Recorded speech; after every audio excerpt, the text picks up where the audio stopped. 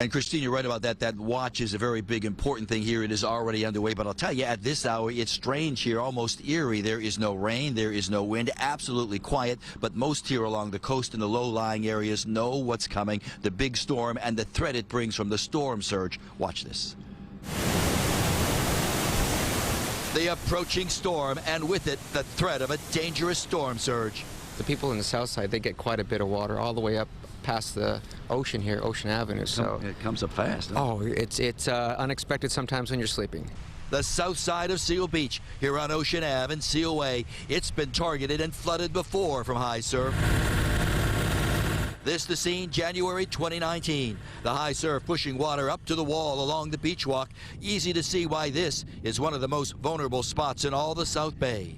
Because it does come in pretty high. It does come over high, but this is the area they haven't set the berm up here yet, so I would assume this area here is going to get more of the, this first front building. Reason enough for city workers to bring in the heavy equipment. Several berms already set up here along the beach. High walls of sand, basically, that act as a last line of defense against any flooding in low-lying areas. Not really concerned because the berm is up. I really don't see an issue with it, but like he was saying, the surfers, it's like surfing the wedge. When the swells come in, the kids come out here, and I don't do that anymore, but, I used to. But so it'll probably be like that when the storm hits. Absolutely.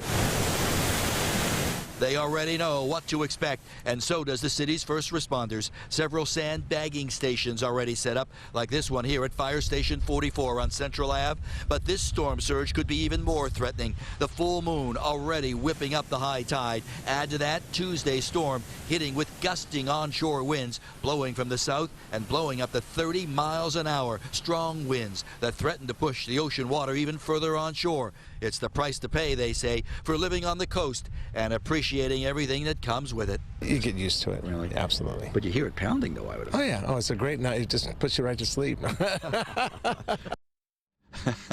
Can you imagine that, trying to fall asleep with that surf pounding away outside? Now live, talking to a lot of the folks here, there's a different feeling than a few years ago. A lot of confidence, not as much anxiety. A lot of folks say they're feeling much better, that the city's put in a lot of improvements, a lot of renovations, especially those sand berms that they built all along the coast here, all along the beach area. So they're thinking that those berms at least will keep that storm surge away from flooding their low-lying areas, their homes here along Ocean Ave.